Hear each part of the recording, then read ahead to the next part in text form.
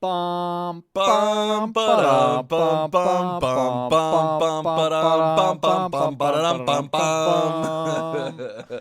Welcome to the Oscars, ladies and germs. It's the final time when we talk about all the Oscar movies all over again. Even though we watched, I guess we only watched 4 out of the 5 or 10 for the podcast. Excuse me, there's 10 now. Yeah. I'm thinking of like old times when there was only 5 for Best Picture, and then they're like, and now, you know, the thing is you need to have more nominees because there's so many good movies out a year, right? So you need to include movies like Emilia Perez.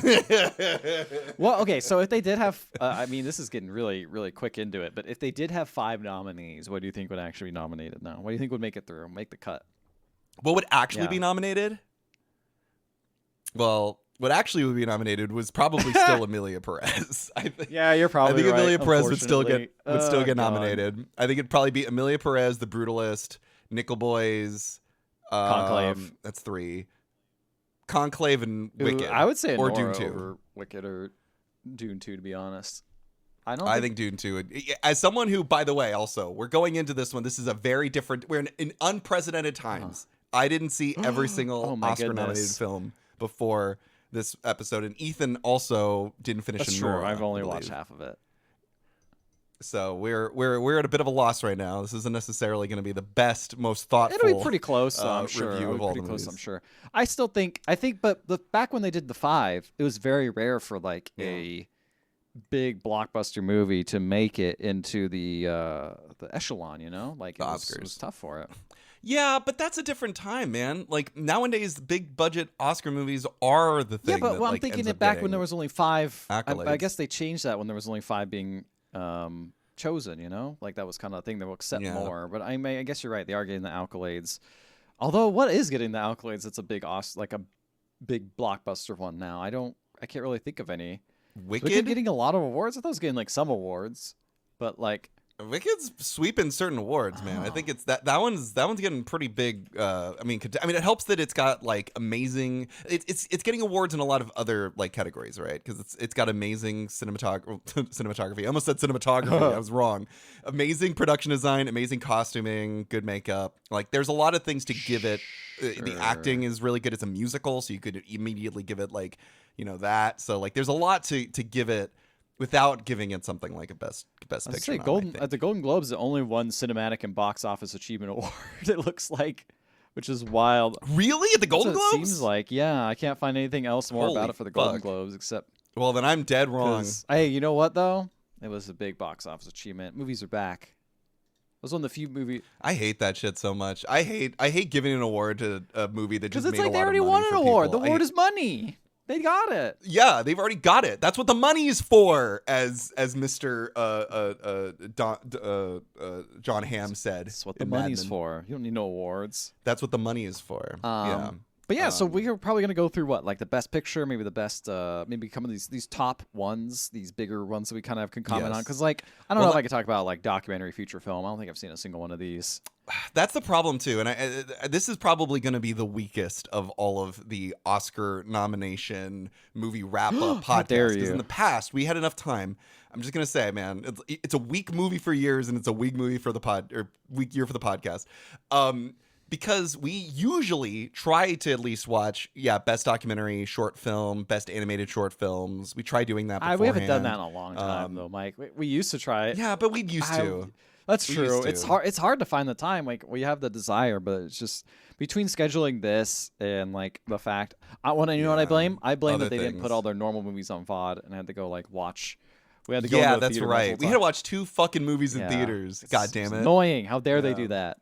That didn't help. That's time we could have been spent watching Flow or something, which is the other movie I've been dying to see. Is Flow, I've been wanting to watch Flow as well. It's been on my list for a while. I mean, as far as animated feature movies, we got Flow, Inside Out 2, Memoir of a Snail, Wallace and Gromit, Vengeance Most Foul, and The Wild Robot. I've seen 2 of these. I know which ones they are too. It's Wild. You saw Wild Robot, and you saw Wallace and Gromit movie, which is wild. That's movie, best picture, but. I mean, it was fun. It was well done. I haven't seen Memoirs of a Snail, but I like Max and Mary, which is directed by the same guy. So I'm sure I would like it. Or Mary and Max is maybe the name of the movie. But yeah, I'm sure I'd like it because it looks depressing. Yeah, and it's like sad, it said it was an so- adult animated movie. So yeah, I was looking forward to that. I never heard of it until it was nominated, and it looks pretty sick. And Inside Out 2. Yeah, but Flow is probably You think gonna Flow's win. gonna I think. win? I think. Oh yeah, definitely. I don't think Inside Out 2 I think is the any Wild chance Robot's in hell. probably gonna win.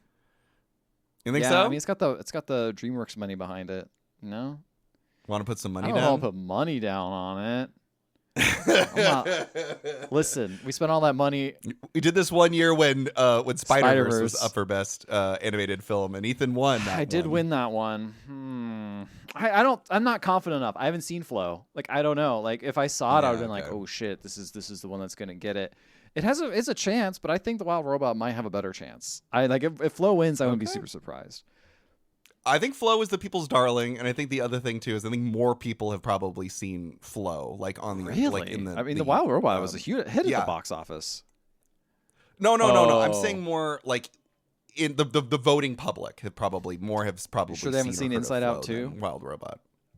No fucking way. I don't think I'm anyone pretty saw sure- Inside Out 2. Hold on, box office numbers for Inside Out 2. Oh, we gotta check this out.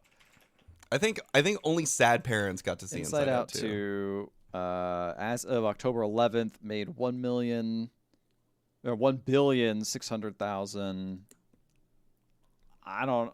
That's a lot of money. Box A lot of office money. numbers. All right. Wild. I am clearly very Robot. unplugged from the world right now. I'm not on any like social media really, so like this is probably why I'm not picking up on the vibes of these Yeah. animated films. But I don't know. I still think Flow might. I might think your take your it. I internal think it might take circle it hasn't home. seen it. Yeah, no. Wild Robot made 330 million, which is still good. That's still good. Not bad, but it's no It's $1 no billion $1 for billion Inside Out dollars. 2. And yeah, Flow made only 20 million worldwide, which is still good, but yeah. um, The fact that it's even because it's a fully like independent silent film. like animated film. Yeah, It's crazy. It's pretty cool. Although from the trailers, I haven't seen the movie yet, but from the trailers, kind of just looks like a video game. Oh to me. yeah, has that video? Is it kind of? It's not as like good as like because I feel like Arcane kind of has like video game vibes sometimes, but it's very minimally like the color scheme and the models are all very minimal, but it kind of just feels like this might have been a video game that you could play as like the cat. And then they're like, "Hey, I bet we can make a really cool animated movie out of this instead." I wonder if they And then sort of animated it in pivoted. Unity because they're doing a big thing about that. I think they did. I think they did Oh, make it that in makes a lot Unity. of sense. Yeah. That makes a lot of sense. Yeah, which is also why it's like a fully independent like film, like because they just made it in free software basically. I mean, that's cool. Good for them. Oh, it looks like it was made entirely with Blender. It rendered in real time. Blender. That's Yeah, still really Blender. cool though. Took 5.5 years. Damn. Yeah. Animation Yeah, is not Even if it not looks just easy. okay, still a lot of fucking work. Still a lot of work. Seriously, no shit. It's a lot of locations from what I hear. Plus, you got to do all those like water You have to sims make and shit. you have to Like, make it ain't- it everything ain't from gonna be scratch, easy. right? Like it's not just like grab a camera and film out there. It's like no, everything has to be made. You know, you have to. Plus, you have to animate all those fucking like animal walk cycles. I remember when I was in college as an animation major, we had to animate like animal walk cycles. That shit is Yeah, fucking that's- hard, especially for That's four-legged why, like- animals, because you're basically doing two That's different why walk Disney cycles. like brought in like all those animals for those artists to draw and stuff like that. 'cause Yeah, it's just, like- exactly. Because they can learn how to like animate them, see how their muscles move. Anyway, nobody wants to hear us talk about little kid movies. They want to hear us talk about big adult films, like Wicked. the movie where the goat is told "shut up" and is an allegory for racism. Yes, the big adult movie. Man, I gotta say, like, I liked Wicked, but it's one of the weakest movies on this list. If not for Emilia Perez, it would be probably my like bottom tier I one. kind of would agree. It's not even a bad movie. It's just a fine movie. It's just fine. It's just I was fine. Never, Like it's I was just never bored okay. watching it. To be fair, and it was a long time. Oh, okay. I was bored to tears. I didn't see you crying. We saw it together. I didn't hear Mike crying. I should have We did passed see you it a little, together. a little napkin to clear up those little tears from being bored. My least favorite part of the whole movie is when she's in the woods with the guy, and then like she's walking through the woods and she's singing, and I'm like, what are we fucking doing here? Like, what Yeah. is this scene? And it's like the song isn't even that good. It's not well shot. I'm just like, this fucking That sucks. part was I hate that part this was probably the scene. weakest. You're not wrong. I wanted to leave the theater. I wanted to stop it. I was like, I'm on this planet for such a short amount of time, and I know the movie's not even close to done. What am I doing here? It's, Like, this it's is awkward awful. like they wanted to add more to make it justify its own movie, But also, Yeah. like, if you added less, I don't know if it would justify, or like kept it the same length as like the actual stage production. It could have just like one movie, I guess, but it'd be a super fucking long movie. I don't mind them adding stuff. Just Yeah, make that's it true. good. That's true. Yeah, I mean, Wicked is fine, but yeah, Yeah, I agree. but It's probably anyway. on the bottom next to Amelia Perez. It's quite a big gap, though. I think.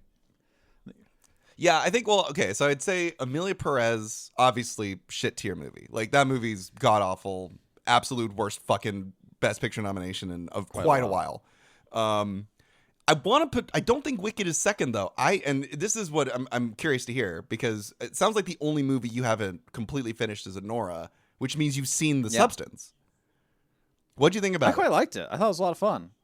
Yeah, Oh, really? I thought it was good. I will say, speaking of a long time, I think that movie needs an editor. I think that movie's it's a little long. Like, I when I started up, I was like, oh, it's just a horror movie. It'd be like an hour and a half, hour 40. Nope, 2 hours and 20 minutes. I'm like, what are we doing here? Yeah. How much? It's about the same length as I'm Still Here, and I'm Still Here takes place over the course of like. And this takes place over like quite a long I guess it time. takes place over like a few months, but still, it's like No, I'm Still Here takes place no, over the substance. years. Remember? Because then they. takes over like a couple months. Yeah. Oh, The Substance. Yeah. But I quite liked it. I thought I mean, it kind of like, I think you were mentioning to me one thing you kind of were less hot on is it kind of goes exactly where you thought it would. And that's fair. But I'm really surprised you didn't like love the cinematography in that movie because I really like the way that movie shot and how it looks.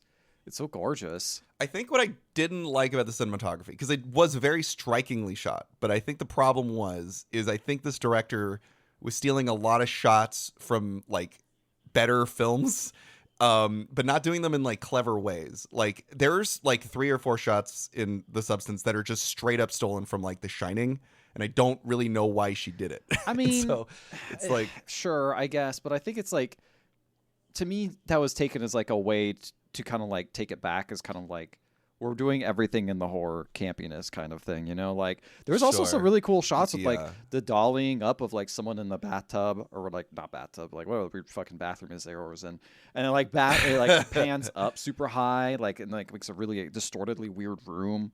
There's a lot of just like cool weird shots of like super macro shots, and the fact that like the opening scene. One of the opening scenes where like Dennis Quaid's like rocking into the bathroom and his face is so fucking close to the camera is incredible. Like just shit like that. Like I love weird macro photography, so like seeing stuff like that and like a lot of like weird first person views for things and just like going all over the place for just the and I love an overhead shot. There's lots of good overhead shots in this movie. There's a lot of overhead shots, yeah. But like for example, the opening section where it's just like the star or whatever, and you see it go through stuff like. Lasts just a little too long. Like I kind of got the idea of like, yep, time's passing. Sure is passing. And that was kind of my biggest problem with that movie. But I mean, I like the message. I think I was like over the top and fun. And like by the end, I was like, this is just going nuts. We're just going nuts here, huh? We're going crazy. I didn't really know 100% the premise, but I don't know. I had a good time with it. I liked how it looked. I wasn't that impressed by it. It's more like I think I might have said this before. Like I think this is a really solid like midnight movie. I don't think like when this got nominated for Best Picture, all I could think there's really 2 things I could think.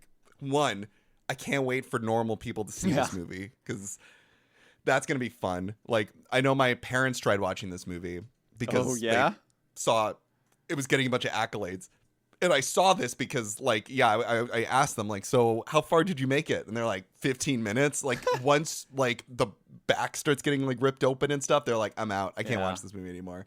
So that is exciting. But the other thing I'm curious about is if this makes a lot of money and now getting all these accolades, I'm kind of curious to see, like, because I feel like Hollywood is stupid. And so then whenever they see something making a lot of money and being very successful, they're like, well, we now need to dump money into similar looking movies like this.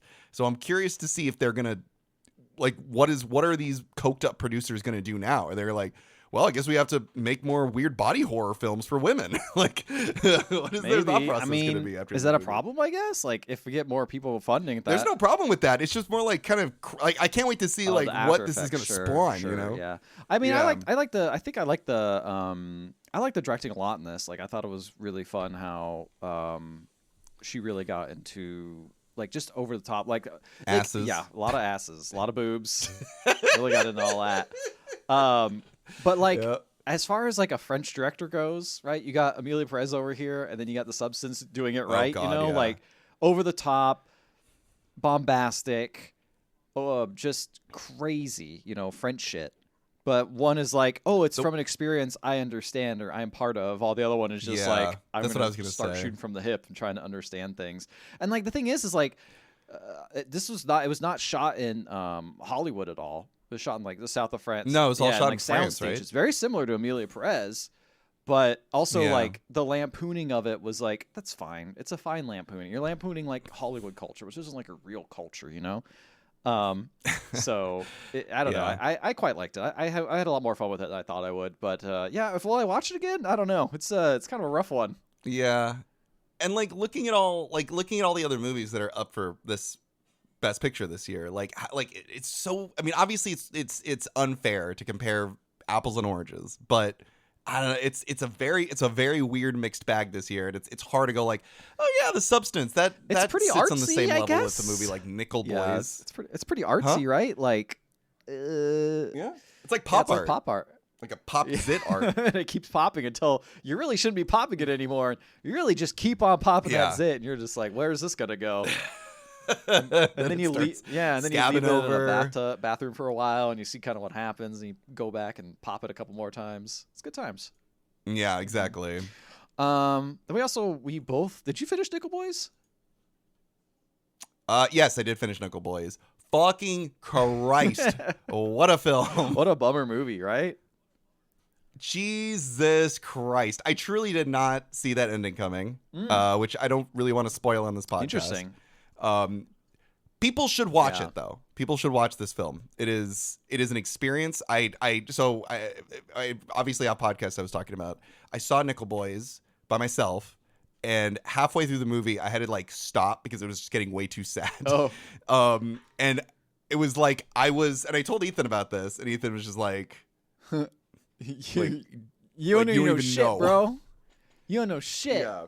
But I realized it's like the movie. So the whole movie, for those who don't know, Nickel Boys, it's shot from a first person perspective. It's all shot from the perspective of the main characters, the two Nickel Boys, the two boys in the Nickel camp, which is a kind of like the first interracial correction camp. Guess who got treated better than the other? Right. You know. Not that. Yeah, exactly. Not that integrated. In Florida.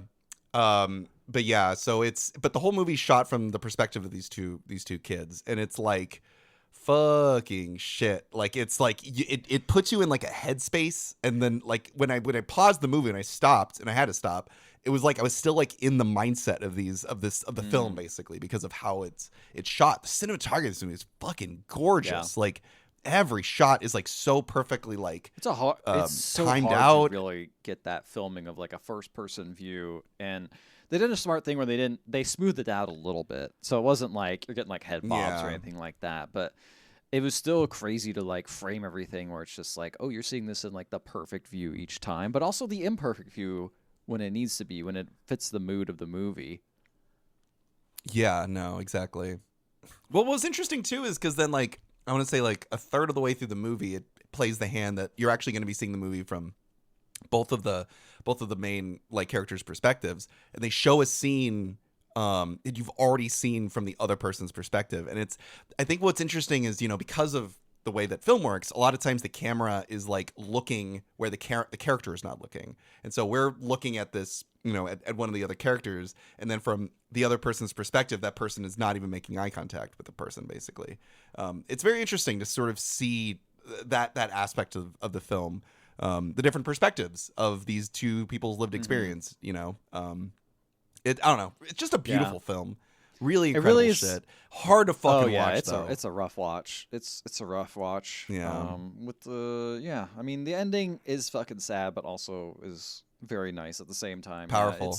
It's definitely one of the movies that really left an impression on me. I would say, like looking at this huge list, like that was like not just a shock or anything. In a way, you know, like it's a very subtle shock, I guess. It's very tender. The film is very tender. It is.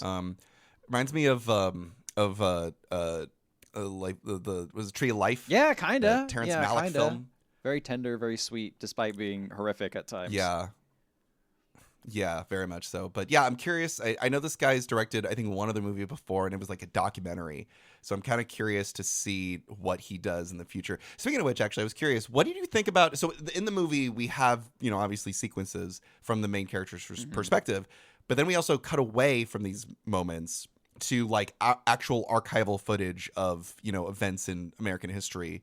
What do you think about those moments where we would cut away from the actual like story occurring to like historical black and white, I think it was just kind of what they had to do, honestly, to be like, okay, we're going to set kind of like what everyone else is experiencing, because you can't always get that information based on like a first person view. Like there was a moment where he's like staring at a TV and you can like get some information where we're at now. But like, I think having the archival footage was like a smart way also for reasons like that, like to show like also like where we are in time and stuff like that.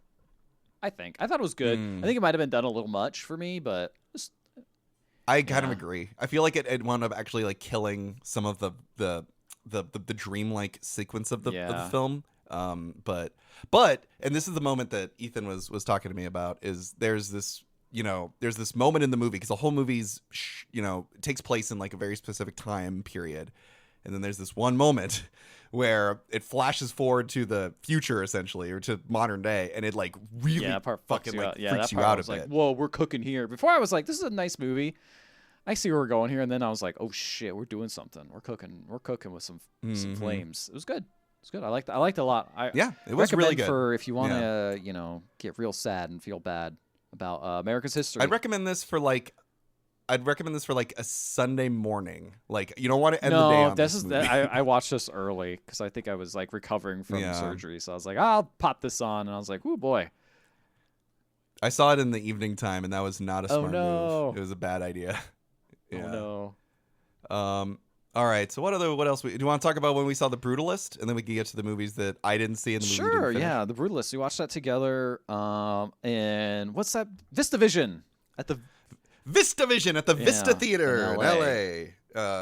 70mm. That was a fun little trip going there and going to, I think was it Tarantino owns that movie theater. Yeah. It was really fun. I'm glad we went together. I wasn't sure if I was even gonna, because it was right after Christmas. They were only doing a very limited amount of these showings in 70mm at certain theaters across the nation, but really probably only like a handful of theaters in California and in New York. And yeah, I was like, hey Ethan, this was before the nominations. Like, I don't think anybody this is knew the first time I heard about it, but chance. Mike was pitching it to me as a long movie in a weird format, and I'm like, I love a weird camera format. I'm down for that. Yeah, with a break in the middle too, which was really fun. We got cool special limited edition posters and stuff for the film too. It was a really good night out. I'm really glad I watched it with you. It was really great too. One of the things I liked about it is, we watched the movie, which is amazing.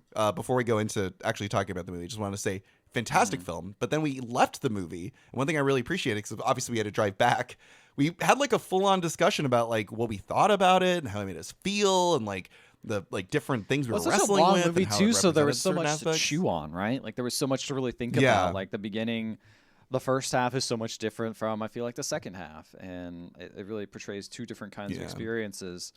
I like this movie. As time goes on, I kind of am like, I go hot and cold on it the more I think about it. I really like the beginning like a lot. I love the way it's shot. The cinematography is fantastic. I'm a sucker for that soundtrack. Yeah. It's really good. Yes, Ethan's been listening to the soundtrack ad nauseum. What's your favorite song in the soundtrack? Is it Porn or is it Hand Job? Obviously Hand Job. No, honestly, the opening song is a banger because it's so iconic good. to just the opening of that movie, and I love so much about the beginning of the movie. So many ways it's shot, and then the second half, I felt like they're like, oh, we gotta have some tension here. And then the other part that was kind of shocking to me is I thought this was based on a true story, and then it wasn't. No, which was like kind of weird. I was just like, oh. I don't know. It felt like it could have been a true story, and then I was thinking about it. I'm like, well, this is a pretty interesting like fake story, but it also feels like a true story. And I feel like it's kind of weird because it's like I feel like it'd be more impressive if it was a real story, but at the same time, they're cooking over here with this fake store. They're making it feel like a good, like, fake. I don't know. It's like it gets really weird for me. They made it feel real. They made it feel lived in. They made it feel like a real character behind all this. And I don't know if that's just because Adrian Brody's acting or the direction of it, or maybe just the long length of the movie. Yeah. But yeah, I mean, it was a good movie. It's a good movie. I definitely would recommend it. I wouldn't, honestly, I'm thinking about watching it again, maybe at some point, just being like, yeah, I could put that on again. Hit me up if you do. I loved this movie. This is probably my favorite of the Oscar nominated films. Like, I fucking adore it. Yeah, I like it a lot. It just looks good, it feels good. It's like sad, and it makes you wrestle. And which is the crazy thing about this, for me, is I saw this guy's earlier film Voxelux and fucking hated it. I fucking hated this movie so much. It was so bad. I didn't like how it was written. Like, the only good thing about that movie was the soundtrack, but everything else about that movie fucking sucked. Like, I remember we left the theaters, me, my wife, and some of our friends, and we were all like, that movie fucking sucked, right? Like, that movie was awful. And so when this movie came out, this like really long movie, this was one of the reasons I was sort of like worried about making the trip out to LA and seeing this at like some fancy theater. I was like, what if I'm getting my good friend into a really bad film? Like, what if this is a bad experience? But luckily it wasn't. It was good. Yeah, no, I really, really enjoyed it a lot. This is probably my favorite movie of all of the movies this year, just because I agree with you. The ending sort of starts to meander a bit. But I think the epilogue is what saves it. I really like the last like 10 minutes of that movie. I think it's a solid fucking like final like mic drop of a note. Yeah, the ending is pretty good. I'll agree with that. Yeah, I think it's good. And it just looks incredible. Like, the thing that they've been talking about a lot with this movie is it was so fucking cheap to make, like relatively cheap for like a big budget movie shot on film that's also a period piece. And I'm like, it looks insane. Like, but I've never. The budget is way lower than I thought it would be. This is a very expensive movie to make, but if you do think about it, it's like there's only a few different locations, but still, it's like, how did they do all this? You know, I mean, I guess a lot of it's just like buildings are pretty easy to CGI, but still, it's like, come on. But it's like. But think about, because it's a period piece, so like every car, every outfit, like, you know, all the interiors need to be like designed in a very specific way. Like, it's almost like animation in a way, where like a lot of this stuff is stuff you need to get your hands on. You know, you can't just like walk down a street and go like, okay, we're ready. Like, all the cars are set up. Let's go. It's like everything needs to be perfectly like planned out and paid for. Yeah, this movie blew me away. Really, really loved it a lot. I don't think it's for everyone, obviously, but I had a fucking awesome time with it. And you know what? Go fuck yourselves. There's a 25-minute intermission in the middle of it. You're fine. You're gonna be great. It is nice. And they make smoking look so cool in this movie too. Like this, it does. All the movies that they're all out here, I think this is the one that probably made smoking look the coolest. Yeah, I'd agree with that. I don't think there's cool smoking in any other. Well, no, Complete Unknown had a lot of smoking. You're right. That did have a lot of good smoking in it. That's true. But it was like. And I saw some Cardinal smoking in Concrete at one point. That's true. And in Dune, they have all the smoke they fucking inhale. It's called the. Yeah, tell me about Dune 2. What'd you think? I quite like Dune 2. I liked it a lot. I love the first Dune a lot, but I don't know. It's a weird one to really Oscar nominate, because like it's a great movie, but I don't know. I feel like it's weird because I'm happy that there are blockbusters out here that are a little bit more challenging to watch than, say, you know, in your typical Marvel movie. But at the same time, I don't know if it's quite elevated enough to be more than like a smart movie. But I guess like if I'm looking at fucking Wicked on the same note, like Dune is way higher than that, you know? Like it's on another, it's at least got some points. It's making some statements. It's trying to do something. And I'm like, it looks gorgeous from what I've heard. Beautiful movie. I'm excited for the third one. That's Denis Villeneuve, man. He knows how to make a fucking He really film. does. He really knows how to shoot a movie. And I'm excited for whenever the third one comes out, which I know will be a bit farther away from when we get these other ones, because I think they're still shooting it. But yeah, it's good. I quite liked it. I don't know if it's my favorite on this list, but it's definitely a solid movie. Not your least favorite. I want to watch it again at some point, because I did watch it in IMAX on film. And it was gorgeous. You got to hear like the clicking of the film going by and everything, which really added to it. Oh, that sounds awesome. It was a good time. You saw 2 of the Best Picture nominated movies this year on film. Yeah, man. I'm more. That's cool. You're a cinephile, bro. I'm on a janky film cam. Not gonna say which one. You'll never know. Not gonna say which one, but we did not see one of these in theaters. Yeah, one of them with janky subtitles added, and the little marker that pops up, and you're like, oh. They had to blur out the marker so they aren't identified. It's a rough one, but whatever. It worked. But I quite liked it. And tell me more about Anora, because I watched the first half of it, and I was getting into it. I'm probably gonna finish it, but I won't spoil the ending for you.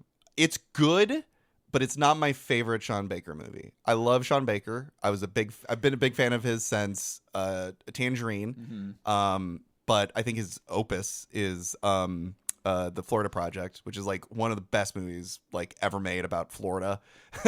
And then I just saw Red Rocket recently, which is like kind of a trip to watch as well, because it takes place during the 2016 election, and it takes place in Texas. It's a bit of a trip, but it's really good. And so all of Sean Baker's movies up until now, I've been riding this guy's hog up until then. And then Anora comes out, and I liked it, but I didn't love it. I thought it was just okay. I thought it was. I think the tone was a little bit messy, but not messy in a fun way. And I thought the ending was not great, personally. I do what you mean about like the messiness of the tone. It's not very consistent from what I was getting. Like, it's like, is this supposed to be funny all the time? And it's like, not always, but sometimes. Yeah. But then there's some moments where I'm like, I'm not familiar with Sean Baker as you are, so I'm like, there's moments where I'm like, oh, we're getting like some like awkward funniness that I'm like really into. That's really silly. Sean Baker's really good at humanizing people. A lot of his movies, and this one included, a lot of the cast are people who live in the circumstances the movie's based around. For instance, Florida Project, which is again my favorite movie of his, takes place in like a hotel full of people that live there in Florida. It's basically just like a lot of like really poor people living there. And one of the actors in the movie is like a non-professional actor. She plays a sex worker in the film, but she has like a daughter, and she's like not the best mother, but she's like trying her best. She's trying to make money. And it's like he found this like woman. She should have been nominated for like best actress that year. She was insanely good. I don't think she's done anything since then. I don't think she worked as a sex worker, but she was such a lived in person. She just showed up on set, and just like everything out of her mouth just felt so real. And so much of his movies also take place like in and around both sex work and poverty is usually like the two things that these movies are about. Like Red Rocket is about a guy who is a porn star who's going back to his hometown after being run out of Hollywood, and his first instinct's like, I got to get back in the industry somehow. I got to find the next big like porn star. And he finds like this like underage girl, and it's like, oh, this girl's gonna be perfect. Yeah, so like that's that movie. Tangerine is about these transsexual sex workers who are living in LA, but they're never like the butt of the joke. They're very human. They're very real. They're like some of the most amazing characters I've ever seen on screen, just because of how like real they are. Because they are like, for once they're actually like real trans people who are representing trans people. So it's like all of his movies have this sort of thing. And I think the problem with Anora, if I have to put, because I've heard other people who also really like Sean Baker movies have also had an issue with Anora. And I think the biggest problem is Anora is about poverty and sex work, but it's also about like rich people coming in. And so much of like the first half of the movie, and you can like attribute to this, is just following around a bunch of like rich kids running around and like having fun. And it's like not super like, I don't know, like cinematic to watch. Like that's some of the weakest aspects of the movie in my opinion. I had a good time watching people have fun. I was like, damn, I wish I was in Nora right now having a good time. This looks fun. Fair. But yeah, I get it. I mean, it's just kind of like, yep, we're going through this montage of people having a good time and then just being awkward. You're like, but I'm like, I also don't know what's going to happen. So I'm just like, the other shoe's going to drop at some point, but I'm just like, when's this other shoe going to drop? But I think it's like I've heard a lot of comparisons between Anora and Uncut Gems, which is I think fair, particularly like once stuff starts like getting going, like once the like inciting incident, I guess, occurs, which I want to say is like the second act of the movie. I'm assuming that's where what was the last thing you saw, I guess? She just got tied up and then kicked a guy's nose. Okay. Oh shit. Okay, yeah. So you are literally halfway through. So that's where it starts to become a bit more like a goofy screwball kind of comedy type of movie.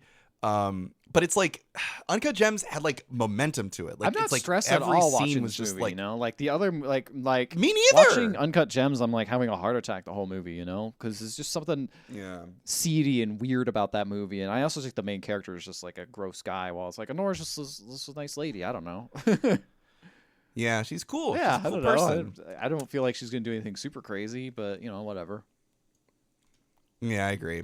But yeah, I don't know. It's not my favorite Sean Baker movie. I'm happy to see it here. I'm happy to see the accolades. I'm sort of hoping this means that people will dive more into his into his like his films, his filmography, because he's got some real gems. Like Ethan, I think you would really like. I know. Florida I need to watch Project. that stuff. That movie It did make me want to watch more of his stuff because I was like, all right, it seems like he's cooking with something here. It's cool too because he made Tangerine on an iPhone, and everyone was like, "Oh, this guy's gonna make all his movies on iPhones now." And he's like, "No, I hated making it on an iPhone. I want to make everything on film." And ever since then, he's made every movie on funny. film. I made it on iPhone because it was cheap. But that's what it was. He was literally like, I had no money to make this movie, but I knew I could get a cast together, and I knew I could get locations. So he's like, fuck it, I'll just shoot the whole thing on an iPhone, and it looks good. It looks good, but yeah, his style, man, it's just incredible. Really, really love Sean Baker. Excited to see what he does next. This isn't like where I remember, what was it, the lady who made oh my god, what's the name of the lady who made Promising Young Woman? Remember she made Promising Young Woman, and then she made Saltburn right after, and I was just like, woof, like. Really made me question my like appreciation of Promising Young Woman. Hey, the DP from Promising. This is not the same. The director of photography for the Promising Young Woman worked on The Substance, so at least there was something good. Not a surprise. Very, very understandable, sense, actually. Right? Very much so. All right, do we want to start ranking these? I mean, suckers? sure. We could go over kind of. I mean, I don't know if any of your thoughts changed since recording the podcast. Like, I'm completely unknown. Where's that going? Any thoughts? Still mid as fuck. I liked it. It's still fine. Like, I don't know. Like, I think it. I don't know. It's hard to say. Like, it takes up the same amount of space in my brain as like Wicked. Yeah, kinda. Where I'm just like, yeah, this definitely took a lot of work, and I can appreciate the work.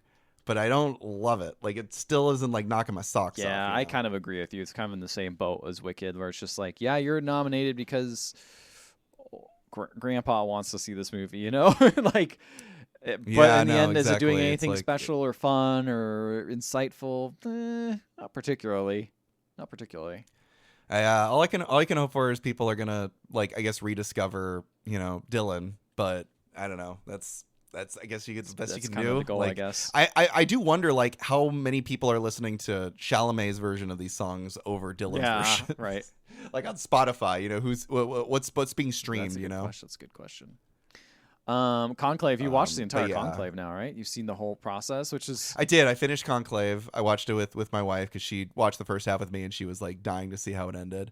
Loved it a lot. I still think it's a really fun movie. It's a very intriguing movie. It takes up the same space in my brain as I remember last year we got into a big argument about the Holdovers, where I was like, this movie's good, but it doesn't have that like special magic in it that I feel like. Then it ain't got the sauce, and it especially like that year also had like Killers of the Flower Moon, which was like this is like a modern day masterpiece, classic film. It's hard to compare the two. Same thing with like if you look at something like Conclave and then you compare it to something like I'm Still Here or The Brutalist or Nickel Boys, I'm just like, yeah, Conclave's an intriguing, fun film, but it's not like it's not like it's a just thriller, a good fucking movie, and it's nice to have one of those where it's just like let's just have a good ass movie that's intriguing, interesting, well shot, beautiful, well acted, like kind of is firing on all cylinders, but doesn't have the sauce, and that's fine. Don't have the sauce. That's fine. There's nothing wrong with that. And there needs to be a B student. Also, sometimes B students could come in clutch though, because you're just like, well, like I love the way the substance was shot. Didn't work for you, that sort of thing. A lot of people don't maybe like the Nickel Boys is shot in first person. Sure, I can understand that sort of thing. I'm Still Here. They might not like it's not in English. The Brutalist. It's got an intermission in it. This isn't a real story. Yeah. Stuff like that. But Conclave, it's fucking rated It's a solid PG, film man. right How you there. gonna get mad at that? How you gonna get mad at that? That's true. One thing I actually wanted to mention, if we're going to go back and reevaluate movies we talked about for the podcast, I want to be the first to say we recorded Amelia Perez before everything blew up. That was in the notes, Mike. That was in the notes. I know, but for those people who didn't read the notes and the people who listened to the podcast only, it was a little cringy listening back to the episode and going like, oh man, this actress who plays Amelia Perez, like she's so talented. I can't wait to see her in more stuff. Yeah, I mean that's fair. But also, we did mention we also didn't watch that even before the nominations happened. So yeah, that's true. That's true. We were only guessing that this movie was going to get nominated. That was before anything. All the shit hit the fan. Actually, for real, people were just more like, "What?" Yeah. Yeah, Amelia Perez, man, still a rough movie. A wild one. Still bad. Still bad film. But you know what's still really good? I'm still here. I think that's probably the one I'm like, that should win. But that's probably my favorite. But I agree. I think it's up for me. It's up there with The Brutalist. It's an incredible film. It's well shot. It's well acted. It tells a beautiful, true story.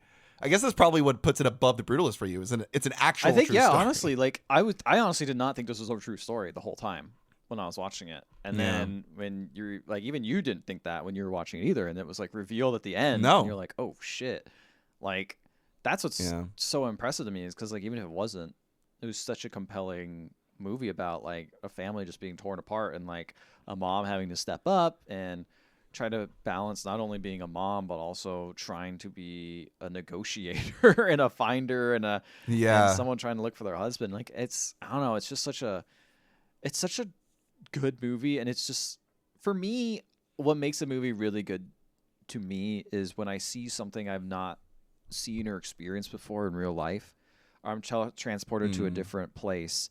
And what's great about I'm Still Here is it shows how grounding and how familiar a lot of the things can be, where it's like, oh yeah, we've been to the beach with friends and family, and you've all had family times where you're hanging out with your friends and your parents are there and they're, drinking and having a good time, and suddenly things get really dark suddenly, and things change and your life's kind of turned upside down in such a way. And that's something that maybe a lot of people haven't experienced. I haven't experienced it in this particular way where, the government comes and kidnaps a family member. But like that, but seeing what that is and seeing that change is like, it's like, I've imagined that kind of, right? Like if something comes and something bad happens to someone I love, and then like seeing that happen and transporting like what actually would happen and what did happen to this one particular family in like also like a culture that I'm not familiar with. I'm not really familiar with Brazilian culture, was like super fascinating just seeing how all that was done. So I felt like I was just transported into another world, and it was a world that like at first I wanted to stay in, and then as things got bad I was like, oh boy, I'm here for the ride. I don't want to be here anymore. I want to get off the ride. The thing I've learned, or the thing I've appreciated more with more distance to the movies, and this is something that I know for a lot of films, I think sometimes people can be very picky, rightfully so in moments, about a movie not hitting the right chord or not hitting the right like vibe, where it's like, this is a movie about loss, but in the end we want to leave a hopeful message, and then people say like, well, that's not right. Like sometimes loss isn't supposed to be hopeful, or sometimes it's the opposite, and people are like, well, you shouldn't be so negative all the time. We should see some kind of like positive representation of like of unhappy moments, right? Sometimes we need to see a happy moment at the end.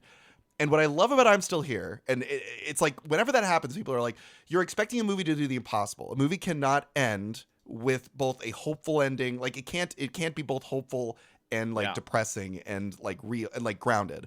And having seen the end of that movie, I'm Still Here absolutely leaves you with that feeling of just like, we made it through, everything is okay now, but it still isn't good that it happened. The scars still exist. It's just one of the most delicate like types of endings I've seen in a long time, and it does it so fucking masterfully. Yeah, no, I absolutely agree. I think that is absolutely a good point, and one of the reasons I think about it a lot still is it's just like, I mean, it's the name of the movie. I'm still here, right? Like, despite everything that happened to me, I'm still here, and that is a good thing, and that is a hopeful thing, and that is something that's powerful. Maybe I've lost someone I love, and I couldn't save them, but Spoilers, I guess. But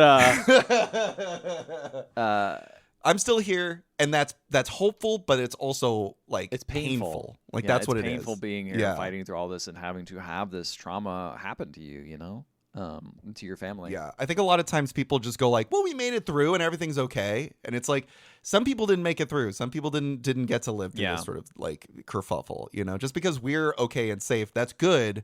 But we should also be aware that like there was a lot of pain and suffering that existed too, you know? And so it's like, I'm still here kind of feels like a miracle in the way that it's able to balance these two aspects in a way that, you know, is very, it's very powerful and it's very good. I agree. It's very human. That's why I really like this movie a lot. I think that's probably my top choice. Well, I guess we could start ranking them, I guess, at this point, because I Let's feel like do 'em, we've baby. given everyone its due. All right, Amelia Perez, right at that bottom, baby. Right at the at bottom. the fucking shit. He's at the absolute there. She's at the absolute shit. So then now Wicked or a complete what do unknown. we do? Yeah, I know. Like I wasn't the biggest fan of The Substance. Oh, I know you wow. liked it. I don't think either of us liked Wicked all that much. I liked Wicked enough. I'd watch yeah. it again. I'd watch Which Wicked one? again. You'd watch watch Wicked it again. again? Well, because I think it's like Amelia Perez is obviously like Yeah, shit yeah, tier. yeah. So it's like we've now We gotta got to figure out what go like these. The next shit tier is, you know? Like the one where it's like, it's not that great, I guess, but I think it's a for me it's like for me personally it's like a three-way tie between Wicked, The Substance, and A Complete wow, Unknown. I wouldn't for me put the personally. Substance in the same category. I'm aware. This is why I'm just letting you know where I'm fair. landing. We don't have to go with that. But the question then becomes, what are we putting below what? Are we putting Wicked below Complete Unknown, or are we putting Complete Unknown below Wicked? I forgot I saw a Complete Unknown. I think. I'll be honest. I forgot I saw that movie. Oh yeah. Okay. So that doesn't bode well for it. Like nothing about it is like stands out. It's such a yeah. like it's such a for the person who's into this or people who want to know about Bob Dylan. Like that's kind of or music nerds. Yeah, like yeah, it's yeah. so for that. People that want to know about Bob Dylan but don't want to put in the work to watch like an actual documentary. Yeah, about exactly. the time that this Exactly. occurred, you Like know? I would have much rather Yeah. just watched a documentary, honestly. Even if it's 4 hours Yeah. long. Having seen the documentary, I still think it's a better version of this story. Wicked yeah. is a very like as a film, it's a pretty decent adaptation of a pretty good Broadway show that I've seen a few times. So I do have maybe for me it's got like a bit of nostalgia in some ways of like seeing it kind of come to life. But it's still Sure. kind of like kind of weirdly paced at times. Yeah, I don't think it uses the Wicked has been out for so Yeah. long, and the soundtrack's been out for so long. I've seen animatics from like animation students, trying to show how they would like edit certain scenes of these, and I'm like, this is using the film language in the most clunky way. Except the Like, opening. I feel think like there's the opening's maybe- like a banger. There's 3 or 4 like moments that are good. Like I think Dancing Through Life is a solid. Yeah. I like Dancing Through Life. I like when they first get into Oz. I think that's a good moment. Popular's good, and then you said the I like opening. the opening a lot. All right, and that's it. I think everything else in between, that like hour and a half that exists, outside of Yeah. those moments, I'm like, this didn't like Defying shit Gravity? can like. I guess that's at the end. I didn't like how it was shot. Yeah. I agree. It's like they keep cutting away. They keep cutting to fucking like the wizard in his office. I'm like, get the fuck out of here. We gotta let's get back to Elphaba. Yeah, I want to see sure. her. This is her moment. Why are we cutting away from Elphaba? Don't get me started on this. It pissed me off how much they were cutting away from the protagonist of the movie that's singing her big moment. Like on stage, you have Elphaba on stage rising Yeah. up, singing. It's the moment that she finally has like her power and she's able to like do something with it. And I'm like, why the fuck are we cutting away from this? I It's agree. like, Also, it's stay like on such her. a good And performance by her too. That was just like, why are we not just focusing on her all the time, or like what she's doing? Like, Yeah. this is her moment. This is the moment. And then you're right. It was cutting to like Mm-hmm. other parts of Oz, and it's like, okay, like, who gives a shit? None of this shit matter. I don't care that the fucking wizard's in his office fucking around with paperwork. Like, this shit doesn't matter to me. Like, let's get back to the moment Yeah. at hand. I don't know. That's what I mean. Where it's like I think Dancing Through Life works really well because it sounds like they had like a set to work in. I think the guy who directed this movie is very good about working within an actual set. That was just like a very well shot sequence, but like overall, man, this is a fucking like compare something like this to like West Side Story, yeah, like no you know, like Spielberg's West Side Story. It's not even fucking close. No contest in that. You're right. When you put it like that, you're right. You're kind of convincing me a little bit, but also like a complete unknown doesn't doesn't give me any emotions. You know, you have emotions about being like, That's I fair. wish this was better. I wish this was exciting. There's some moments that are really great. There's some moments that not. When I think of a complete unknown, what moment stands out to you? Like yeah. Yeah. I don't know. The problem is the movie has a melodramatic flair to it. I think is the biggest problem. I think it ends up getting bogged down in all the things that, you know, Dewey Cox makes fun of. You know, in movies like this, it doesn't really like take chances. Doesn't really like, you know, capture us. It's ultimately it's a story about a guy who retransformed and reevaluated folk music. And then did it the best that anyone had ever done it, and then walked away. And the movie, I don't think, handles that in a way that is super impactful. So yeah, this is why it's a problem for me. Like, you're right. Maybe Complete Unknown goes below Wicked. That's fair. But for me, it's like they both occupy the same amount of time for me personally. Yeah. I don't know what's shorter. What is shorter? That's always how I like to rate movies. I mean, obviously, Wicked the Brutalist, not is Brutalist, sorry. The Complete Unknown's got to be shorter. There's no way. Yeah. I'm trying to find the length. Okay, so Wicked is 2 hours and 40 minutes, almost 3 hours. Complete Unknown is 2 hours 20 minutes. So in my personal ranking, I would put Wicked below Complete Unknown, but that's fine. We don't have to do that for the podcast overall. Yeah. I don't know. You know what? We saw Wicked together, but we saw Complete Unknown apart, and we did see the whole movie. So it's going lower. Okay. I don't know. At this point, they're all kind of on the same boat for me, because for different reasons. Like, that's fair. I guess I was a little disappointed in Wicked, but I had no expectations for Complete Unknown, and it kind of lived up to those. Yeah. You were a complete unknown. I was a complete unknown how good that movie would be. Okay, so what's kind of in this weird murky middle section here? You're thinking the Substance is next for you? Baby? Okay, I'm fine with that. I'm okay with that. I think Substance goes in that weird murky section, and then we got the heavy hit. Well, Substance, and then obviously it's down to you what goes with Dune 2 and Conclave. I think I feel like we're getting the vibe that Dune 2 goes below Conclave. Like whatever about Anora. I'm surprised you're wanting to put it up so high. No, I think Anora goes because Anora is doing something really really pure and really special. It's just not doing it very well. Like its heart's in the right place. So I don't know. It's hard for me to compare this to Dune 2 because I just haven't seen it. Dune 2 rocks, dude. But Dune 2's for the boys. Dune 2 rocks. For the boys. It's got Austin Butler all saved yeah, up. but Anora's for the girlies. Oh, shit, you're right. Yeah. I mean, look at the rest of these movies. Substance is for the girlies. No girlies are going to watch The Brutalist. That movie's a pure boys film. Yeah. I don't know. I don't know if I'll defer to you on how like Dune 2 should shake up and all this, but I don't know. I feel like Anora. I don't know. It's hard for me to say, honestly. See, I would even put Dune 2 above the Substance above Dune 2. I think maybe. I would think. I think I would. I would. Really? I think. All right.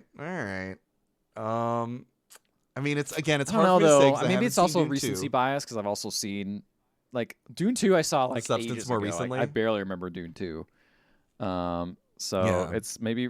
You remember the Substance. You'll never forget. There's lots of moments in the Substance I'm not going to forget for a long time. What is your favorite moment in the Substance? Oh God. I kind of like the cooking when she turns. Oh, when she's cooking in the kitchen and yelling at the TV. Great. I quite like that part. My favorite scene is when Margaret Qualley comes back and she just like injected some more spinal fluid into her back. And then and there's a guy like in the living room and she like straddles on him and he goes, "Wow, you look even more beautiful than you did before." And then he like opens up the back of her like skin tight like leather thing and just organs come flopping out. that to me, that was the highest high of the movie, and it never beat it for me. That shit really was not even incredible. the end, not even like the fucking fire hose and shit. The fire hose is Yeah, pretty great. The pretty fire good. hose is pretty I great. like- I I won't like- deny. But I I like just the final. Well, this is all spoilers, I guess, but so cover your ears if you cover your ears. Dad is talking. I like the final, basically the final form before Monstro comes out. The final form of Demi Moore Oh, was yeah. really good, and her running around was Yeah, really yeah, fucking yeah. funny to me. I love a I little like that goblin, shit, I too. love a little weird little guy. I love a little weird little guy. I love how she can't like stand up straight. Kind of like She's sort of, Gollum like- around. She's she's- Gollum was like here, but like fucked up like Hunchback Gollum is running around. And the fact that it's like a God, real that shit was suit, so- like, and she's- I'm just surprised you just didn't love the practical effects. Like everything was practical. Like, I know. I mean, man, you're preaching to the choir. I wish I had liked this movie more than I did. It's crazy because when the movie came out, every person who like knows me was like, Mike, you haven't seen The Substance yet? You're gonna seems love it. so You're up gonna your love The alley. Substance.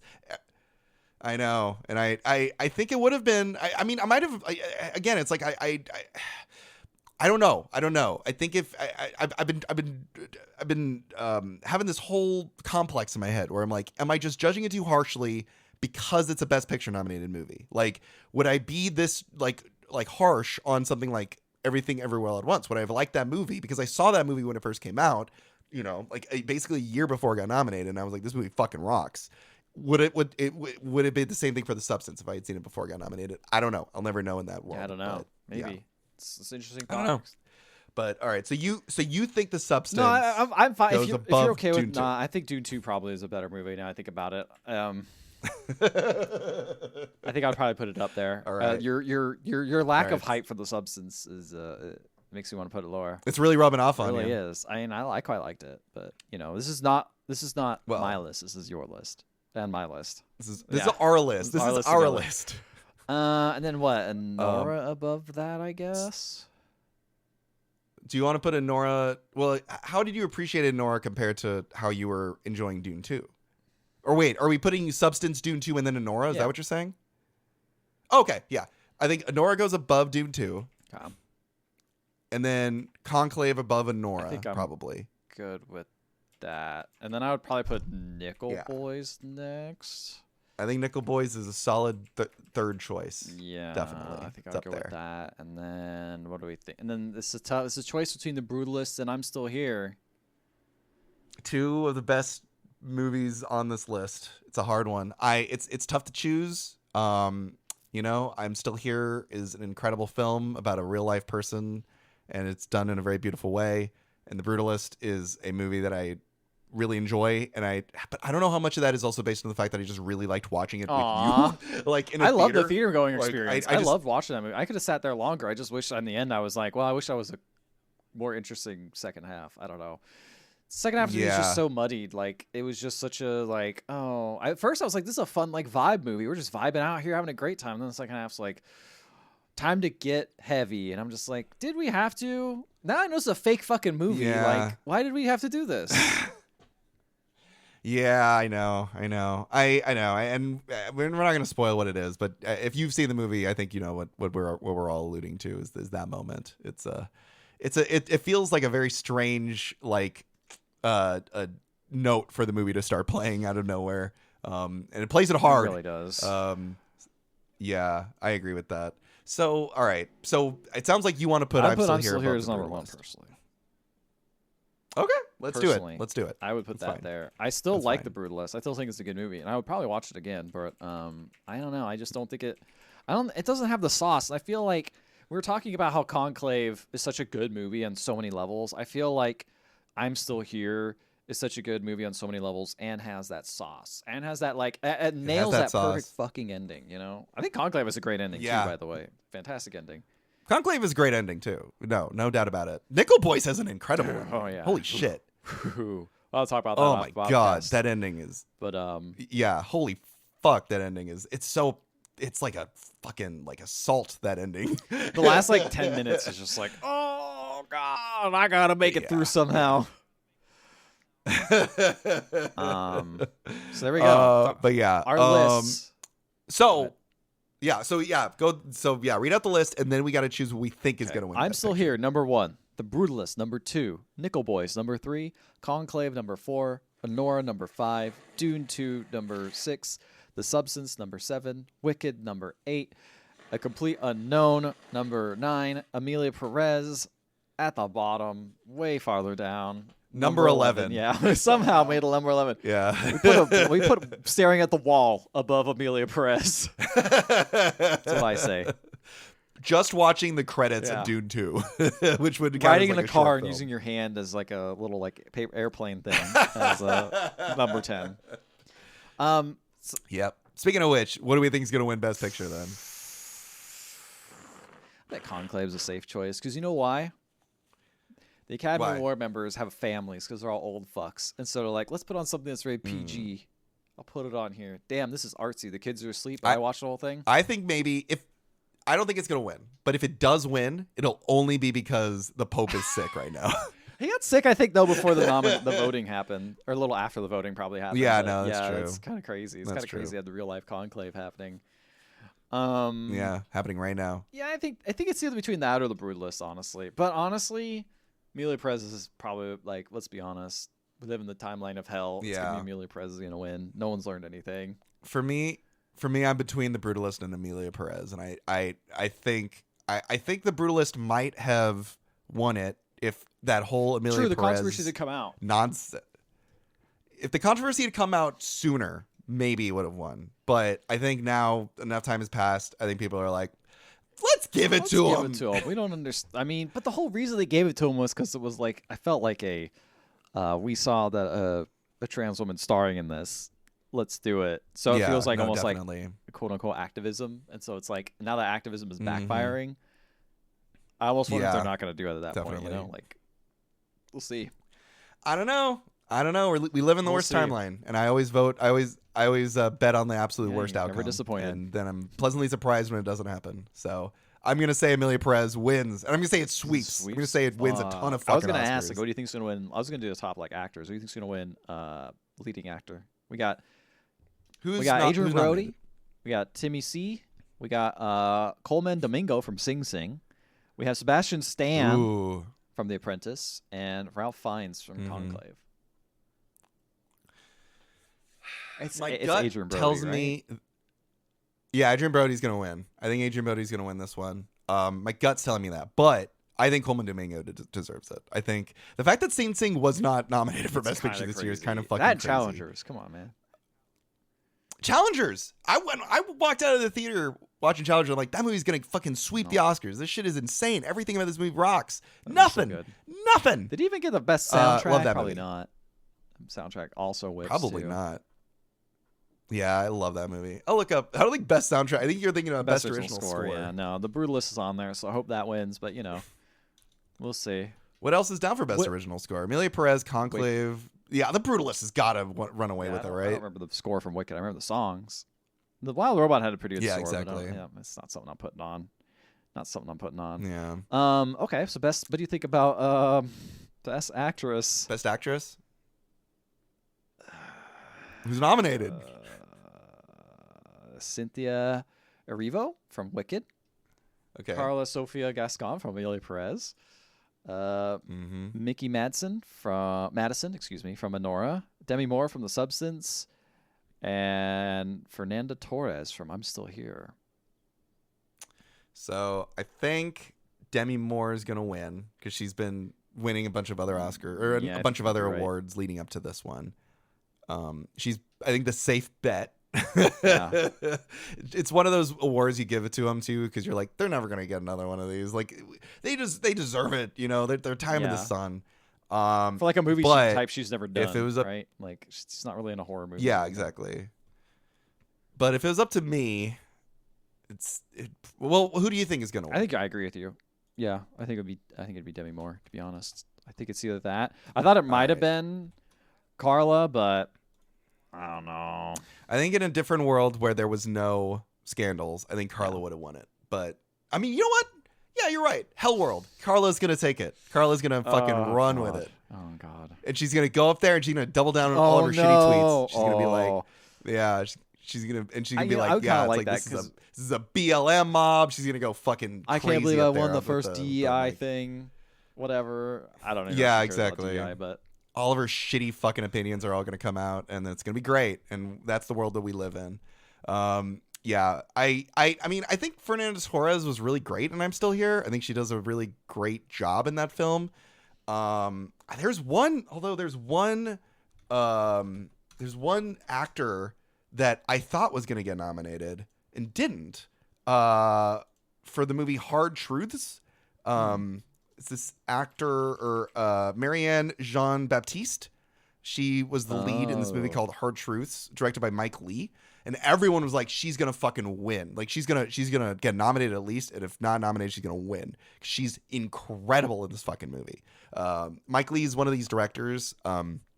He was a theater director first, stage director. And what he does is he goes up to an actor he wants to work with, and he's just like, I don't have a script. I don't know what this movie's gonna be about. Let's just like people watch or tell me people that you find interesting, and then we'll write a movie around them. And he was been working on this movie for a while with Marianne Jean Baptiste, who was also in his earlier film Secrets and Lies. I think she should, if not nominated, at least should have won, because she does an insane job in this fucking movie. But we don't live in that world, so I think Carla Sofia is gonna fucking run with it. Who do you think is gonna win directing? We got you got your boy Sean Baker. Got Bradley Corbett from The Brutalist. James Mangold from A Complete Unknown. Okay. You got Emilia Perez, director. Fuck that. And you got Coraline Farragut from The Substance. You know, I just realized there's more French people on here than there are women or people of color. I mean, French people can be women too, but yes, you're right. There's 2 French people. There's 1 woman. There's no people of color on this list. Good point. It's a good point. Oscar's so white. Yeah, I don't know. I think probably, I don't know. I think Brady Corbett would be a safe bet. But I think maybe the director of The Substance might win because you always got to. It's like it's not the best direction; it's the most direction. There's a lot of direction. She fucking did some stuff. She was like all practical effects. Even like weird special effects are gonna look practical, and like it really gives the movie such a like a pop art vibe that I like love. It's just so unique looking. It does feel like pop art. Yeah. I don't want to go all these other ones. There's way too many, but I think that's probably fair. Good. Oh, maybe visual effects. I don't know. I fucking haven't seen half these movies. Yeah, I don't know. The Monkey movie.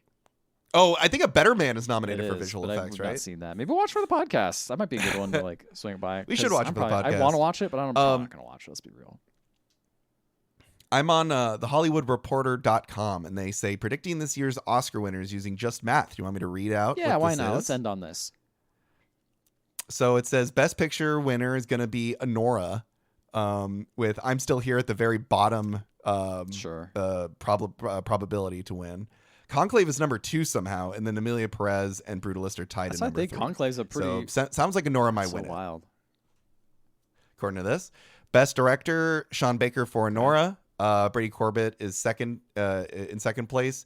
Emilia Perez in third, and then the director of The Substance is fourth, and James Mangold's at the very bottom. So sounds like Sean Baker or Brady Corbett is intended to win. Best actor, everyone's saying it's Adrian Brody. Apparently, so what is these numbers? Half is it just based on like past awards? Is that kind of the numbers? Let me see what it says. Numbers. We've got an Oscar race to predict. My models include industry awards, other categories the film is nominated in, critic scores, betting markets, and other miscellaneous data. When people put betting markets as a thing, it's like, what are you doing? That's just other people speculating. You're speculating on other people speculating. I guess maybe they're thinking inside traders might be there or something, or like, I know what's going to happen, and they're like, I'm put a bunch of money. It accurately predicted the 2024 presidential race. So. Sure did. And then next up is Best Actress. Everyone is saying that Demi Moore is the lead.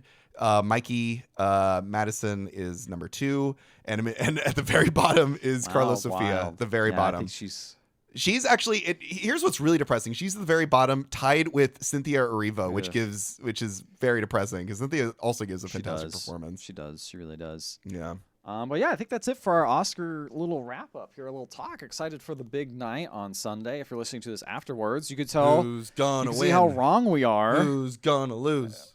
Yeah, we'll see.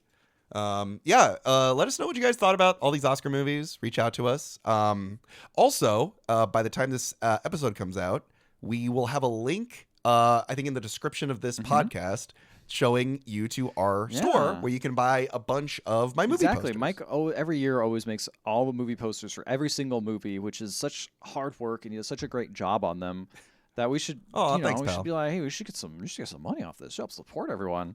Because they look really cool. They're legitimately good alternative posters to all the Oscar nominated Best Picture movies.